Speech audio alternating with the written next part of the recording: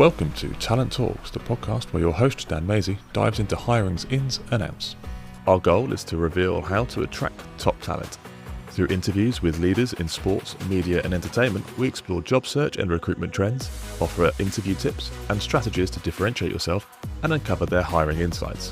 Whether you're prepping for an interview or interested in hiring trends, Talent Talks is your essential resource. Let's dive in. Today's guest is Martin Brown, President and CEO of Steel Sports. Martin is an influential leader in the sports industry, renowned for his dedication to enhancing youth sports and coaching standards. Under his leadership, Steel Sports emphasizes a kid-first approach, aiming to instill positive values and a commitment to excellence across its programs.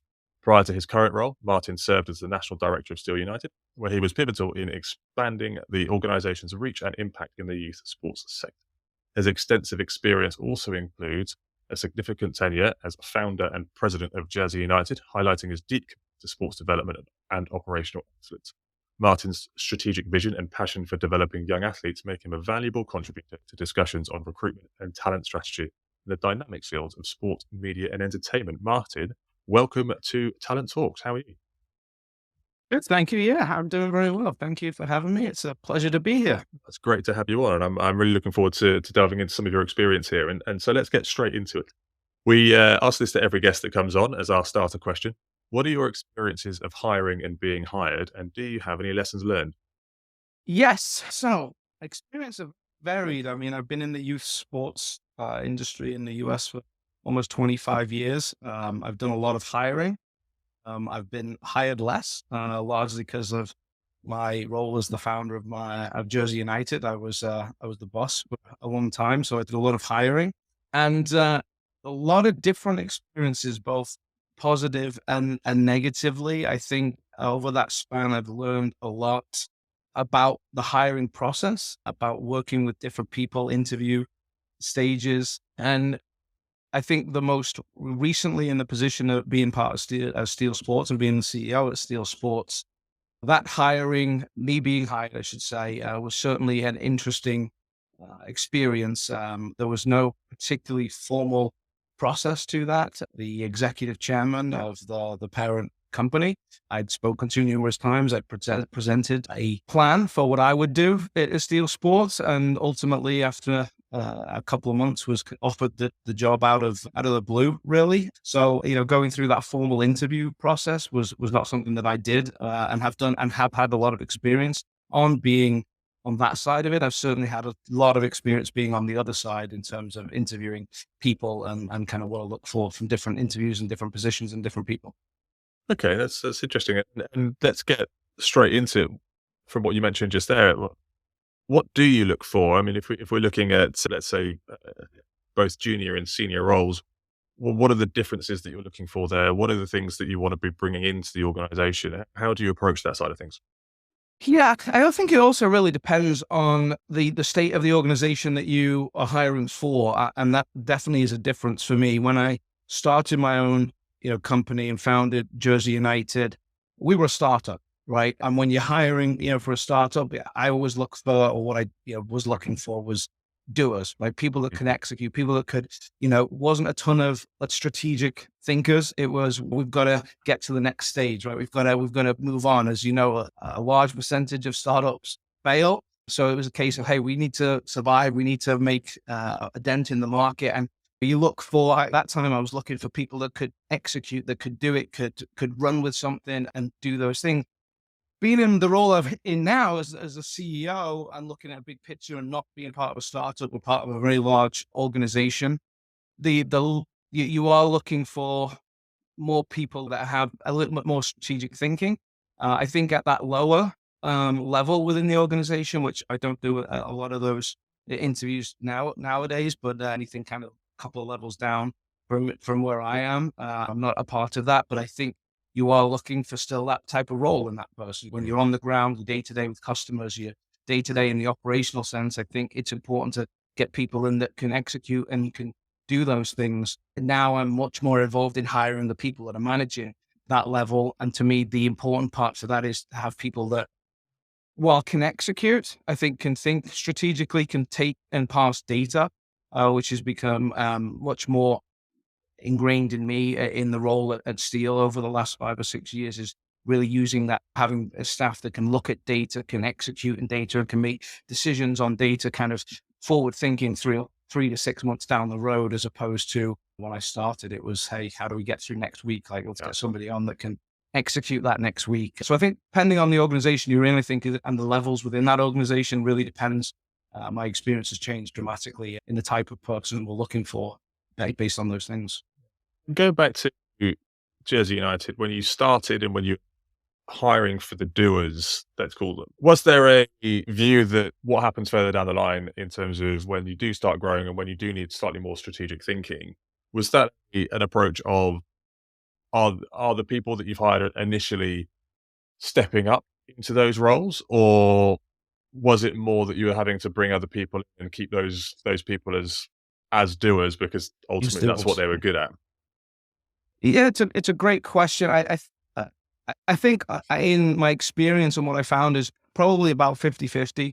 I think there was that you got some, there's an element, particularly as a startup, there's an element of luck, right? When you're bringing people in, you want to make those right decisions. You want to be able to identify things that you want to see in other people. So when you're meeting with them, what experience they have, are they, doers, are they execute, what have they done in the space prior to that? I would say that, we got lucky with the hiring some really good people that were able to step into kind of those management roles and more of that strategic thing down the road. But there were some that just weren't. That was their level, that was their peak. And I think at a startup, it's harder to find those people that you think can come in and do something right at the beginning, and then what are they going to do in 3 years' time? You as a startup, you're not thinking like that. In my role now, I'm thinking like that. I'm looking at somebody and saying, whether it's internally or externally through our process, what does that look like 3 years down the line? So my mentality has definitely changed with the hiring of people based on that. I got lucky with some really good people that we were able to give them some training, saw something in them that they could take that doer mentality and then step up into a management role where they were overseeing than other people. But some didn't work out that way. It's important from when you have people on the ground and they're in the daily weeds, dealing with customers, dealing with problems, putting out fires. It takes a certain caliber of person then to be able to step up. I think you find those people based upon the interaction, the communication they have. Are they organized? Are they planning? Are they specific, note takers in meetings? Are they just kind of, for one sense of a better term, are they winging it day to day and getting through the day to day, but never really stepping up into that bigger piece? And I think you can see them when you're dealing with those people on a day to day basis, based on their communication, based on their ideas. I used to have people that would come to me and go, "Hey, I've got this really good idea about trying this." Those are the people that generally can then step up. They want to further themselves. And I think when you're in that startup mode, that's a really important piece to being able to identify people that can make that leap as you grow and as you need more management and need more strategic people. It's people that have ideas that then have a sense that want to bring them to you, rather than people that are just kind of grinding it out every single day. Hmm. And I think fundamentally as well, some people don't want that management Yeah. responsibility and don't want to move up. And actually, there's a big movement at the moment as to career progression in a different way, not necessarily moving up and being more strategic and managing other people, but how do you develop and learn while still remaining as that delivery person, as the doer. And that's a really interesting concept. I think that's coming more and more to the fore. When you mentioned earlier around kind of looking for and finding these roles, how did you, when you were at Jersey, when you were looking for those people to first come in, how did you find them? What was the process of getting them in? At that time, a lot of it was word of mouth. It was people that you would hear in the industry. It's youth sports, a very small community, particularly in New Jersey, where I was based primarily and we only operated in New Jersey. So a lot of that first introduction was word of mouth. It was somebody that you respected as an employee that has done a good job for you, that says, "Hey, I know of this person that's working over there or over there." And then, it becomes much more conversational rather than a very formal interview process. And I think, again, that's the difference between kind of my experience having a startup and doing that, and the experience I have now, which is even if you're an internal candidate, you're going through that very rigorous process of phone screens, interview one, interview two, etc. So I believe that at that time, when I was with Jersey United, I was lucky enough to surround myself in that first group of connection of employees that we had were really good people. And from there, you use those networks and those relationships to identify other people. And yeah, you would sit down and have an interview. But I think, in that startup mode, it's a lot less formal than I think it is in the position I'm in now, which is it's a very, very formal process that we have. I think identifying those people, whether it's in that interview process or was it through conversations of people, I'm still looking for the same types of things. I think the process might have changed, but what I look for is really same as I was looking for people from 20 years ago. And in terms of what you look for, how much of it is skill-based over the values and culture of what you're trying to promote at Steel? Let's take the current example at the moment. Yeah, if I was put a percentage on it, to me, I'm much higher on the culture and values than I am the skill set. I think the skill set is obviously important. I think it's less important to me than we have a saying at Steel, our primary color, as you can see here, is pink. And we have the saying that, we're looking for people that bleed pink. It's people that put the organization first, that are going to adhere to the culture, adhere to the values. We're in the industry of we want to positively impact kids. That to me is the number one thing. And finding out if people have a passion for that. If you don't understand, if you don't have a passion for that in this particular industry, you're never going to last in the industry. So having that passion and it's easy to sit and mention, yeah, I love your core values. It's great. The one thing I look for when looking at that side of it, that from that culture and that value set, is, do they have the passion? When they speak about that, is it passionate? Is it, is it from the heart? Is it something that you can tell? Or are they just chatting around it? Or are they just agreeing with it and saying, yeah, this is great? You can really see that difference. I've been in interviews that you can really tell that somebody's got a real passion for what they're talking about, rather than somebody that's done their research and are kind of giving you the lines that maybe they think you want to hear. But for me, it's having a conversation with somebody into that is really bringing out passion. And I don't mind if you talk and talk and talk. If that's passion, that's talk and talk and talk. That to me is a big telltale sign that you can fit into the values and culture. We can teach you a lot of the skill set. Yes, do you need to have some of those skills coming into the organization? Of course. But the passion for the culture and the values to me is the number one thing that I'm looking for when I sit down and have a conversation with somebody. Yeah. And those values and passion and culture, as you say, are fundamental to pretty much every kind of organization, that you want the right people in that have the right values, because then they're going to do the work and put the work in order to add value to your organization as a whole as well. Because ultimately the candidate needs to be able to see that what they're doing is not only adding value to the organization, but is actually adding value to themselves. And if you've got that passion, that's inherently going to be the case, isn't it? No, 100%. I think the other important part of, that passion, and sat in interviews where I've questioned them, like, is that person, is that a bit of acting going on? They're trying to come across the person. You can really tell, and when you do it long enough, you can really tell who's genuine and authentic. And those are two words that we use a lot across Steel Sports. Is it really genuine and authentic? Or have they gone and read your website and said, hey, I like your core values of this, and this, or I tend to not tell people the information about Steel. When I have a conversation with them, I will ask them, what do you think about our core values? So I am looking that they've done their research on the organization, but then are they just spilling what they've read, or do they have their own interpretation and their own genuine and authentic about what they're talking about, even though they're all our core values, and those are genuine and authentic to our organization. Are they able to express that passionately with a real sense of authenticity, that even though they may have been immersed in those specific culture, those specific values, in their prior role or with their prior organization, are they able to really bring that across? That's to me the number one important thing. If you can check that box when I'm interviewing you, then we'll get into your skill set and what you think and how would you handle this situation versus this situation. But if you not get past that first piece, the rest of it really doesn't matter to me. Yeah, that makes sense. And you mentioned around the fact that you look for the same, you've always looked for similar values and the culture side of things. Have you had to adapt your leadership or interviewing style from moving from a startup at Jersey and into Steel? And how have you, I suppose, learnt yourself in terms of adapting to those different situations and those different types of processes, procedures, but also actually fundamentally the different roles that you're interviewing for as well? Yeah, I think that the when I said, we're looking for, I'm always looked for that same piece. It's always been a really the number one piece for me. Even 20 years ago as a startup, I'm still looking, are you going to buy into what we're wanting to do?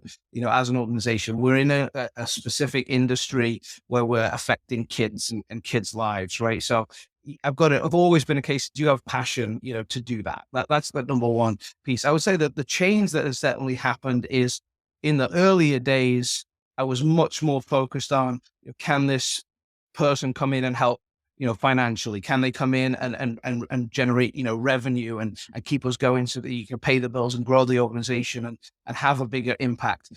Over time, that sort of becomes secondary to me. I'm much more. I've changed my focus of like, okay, do they check the box? Are they passionate about working with kids? Okay, great.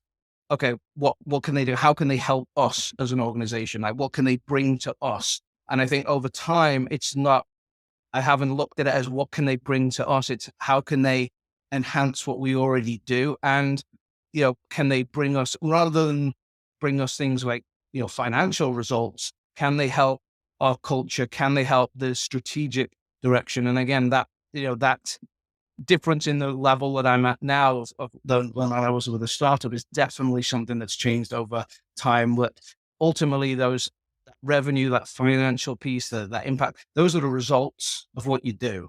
And I think earlier in my career, I was looking for somebody to almost instantly give you those results. Now I'm looking for people that can enhance the organization at a bigger level, that ultimately those results will come, but it's not a primary look for me right now. It's more about, are you passionate? Can you help us grow in a certain area over time? Can you enhance the employees that you might oversee? Could you bring something to the table as a manager, as a supervisor, that's going to enhance the group underneath you? 20 years ago, I wasn't thinking about that. I was thinking about, can this person come in and give us a bump, financially from a revenue standpoint? Can they help us make a dent in the competition? My thought process over that time has now changed to how does holistically that person really fit into your organization and help you as an organization on a bigger scale, if that makes sense. Yeah. And what's interesting is the approach is different, but ultimately it's the same. And I think that's a really odd thing to say. But what I mean by that is there are two different businesses that you're bringing people into very different stages, but fundamentally what you're looking for and what the approach to who you're bringing in is the same. We've talked a lot about how you're interviewing and obviously your direct experience. You mentioned earlier that you don't, because of the size of the organization that you're now in, it's not like you're interviewing everybody now. How do you make sure that those that are the people that do report into you and those that therefore are interviewing the junior levels, the people that are coming in on the ground, how do you make sure that they're bringing in the right people into the organization that match the values and the vision and the strategy that you're setting? That's a really, really good question. I think it's one of the things that we actually do quite well. And again, I go back to what I talked about before, that we have this saying that's the bleeding pink, right? Everybody knows what that means. So everybody knows that that's a focus for us. If they're not going to be a fit, if you're not, I said, passionate, we look at this as, yes, it's a job for people, but this isn't kind of a walk into an office and you do something, and if you're not passionate, you go home and you have fun.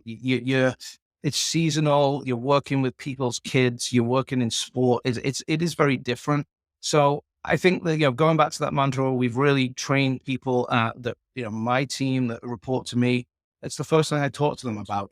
When they ask about, hey, we need to hire for this role, and my first question to them is, okay, what are you looking for? And I've now been doing this and working with the same people for a long time, the first thing out of my mouth, it's going to be, we're going to find someone that Please Pink fits the culture. This specifically, that in that role, they're going to need to focus more on this part of the culture or these things. And I think over time, it's something that happens over time, but you ultimately have to trust the team that you put in place, and I think it starts from the top down, that if the people that are reporting to you, you're getting across those elements that are important to the organization and that strategic vision that you have for your organization, it will filter down. It's not something that happens overnight. It absolutely doesn't happen overnight. As you bring in new people into those roles, it's important to work with them, make sure that when they're onboarded, and we have a really good mentorship program at Steel, and that's senior people working with junior people. And that's the message. It's the constant message of the culture is important, the values are important, the passion is important. And so when they start to look for people, they look for people in that same mold, but it takes time. It's not something that is, you can just click your fingers and say, okay, this is what we're looking for. It has to be bled through the organization over numerous years, and you have to get buy-in. And I would say that, we know we're talking about hiring here, but if you don't have that buy-in, it's just as important to move those people on and bring those people in that are bought in, because that's how you then spread it through your organization. Yeah, and I suppose on that point, have you, and it sounds like you have, but have you had the experiences where you've brought people in that you thought were the right fit, and it turns out that for whatever reason, they're not right for the organization? And how have you dealt with that? How have you gone about doing that in a way that means that you can bring the right person in? I mean, yeah. I mean, first of all, yes, we've brought people in that, during that interview process, and you're not going to you're not going to bat 1,000, at every person you bring in. You're going to sit with somebody for an hour, maybe longer, depending on, if I'm hiring someone that reports directly to me, I'm spending much more time with them than just having them interview for an hour. But you are going to get it wrong every now and then. There's going to be Mm. somebody that comes in and says all the right things, and you believe what they're saying. And then when they come to you, that they don't execute that, whether that's a cultural or a values or a passionate piece, or they don't have the skill set that you thought they would have coming into that organization. It's important to make quick decisions on that. It is find a balance. You're not going to give somebody 2 weeks and if they don't do it, but if you don't see it after 3 months, it's just as important to make that change, and just, it's not going to be a good fit for your organization. And then you hope, as you build up a good HR team and a good recruitment team, you have a bank of resumes, right? A bank of people that have either been part of the interview process that maybe didn't make it for whatever reason, and you can go back and relook at those people, because you did get it wrong. But we've got it wrong, but I think the biggest lesson that we've learned is make a decision relatively quickly if it's not a fit, because if it's not a fit after a few months, it's not going to be a fit. Generally people don't change. And when you're talking about people with passion, and that's an inherent, that's not yes, it can be learned, and it can be brought out of people. But if it's not inherently in their DNA and in their personality, it's difficult to bring that out. Where you can teach somebody how to put a budget together, right? You can teach somebody how to read a P&L or a balance sheet. You can teach those skills. Those are hard skills, but those soft skills, that if it's not inherently within them, you make that change, and it's going to be cheaper in the long run to then go back and bring somebody else in quickly. And I said, over time, hopefully you've got a bank of candidates that you can go to and have a secondary conversation with. Our HR team does a great job of bringing candidates in. We're currently hiring for a position that's a level 4. If I'm a level 1, they're a level 4 position in our organization. And, it's 70 odd people applying for one position. So they making good connections, good relationships, getting on the right platforms, whether that's social media, whether that's through colleges or through other organizations. That's just important to really build up a network of people that you can go back to. So if you do make a mistake, you're not necessarily starting at scratch. You can relook at other people and figure out, why didn't they get it ahead of that person? Yeah. And is there some wiggle room there? Was it a skill set thing, or was it one of those passionate things that we've talked? I think it's that point there is a really interesting one, around having a bank of candidates to fall back on, for want of a better term, because that really relies on a good solid recruitment process from the organization, because if you don't have that from an organization, then those candidates will be turned off.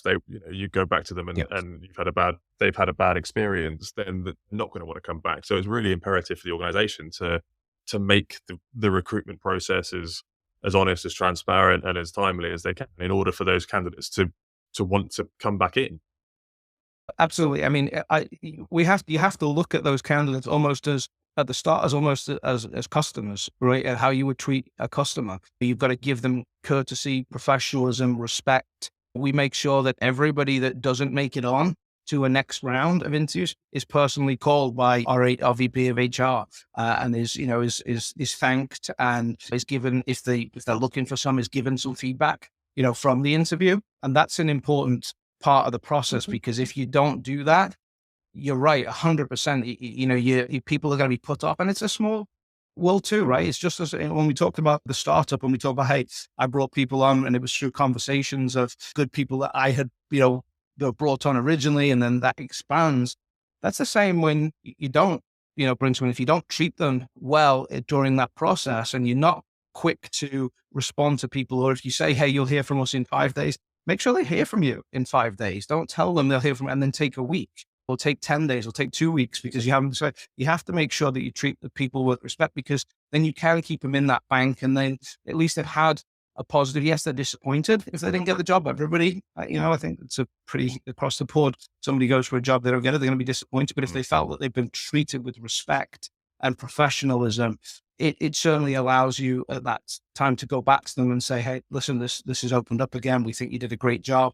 And they feel pretty good about that. And then you can go back through that process again. But yeah, it's imperative that you treat them almost like, that bank people of like customers, you're making sure that you follow up on what you say. And that's the biggest thing to me. If you get, I said, you tell people they're going to hear by a certain date, don't leave them hanging. That's not professional. It doesn't treat those people with respect. And I think that's a really important part of the process for us. Yeah, I think it's a really good way of framing it. Martin, we are fast running out of time, and I'm conscious that you've given up enough so far. So I want to make sure we've got enough time for our 3 quick-fire questions that we ask every guest at the end of the episode. So we'll get straight into it.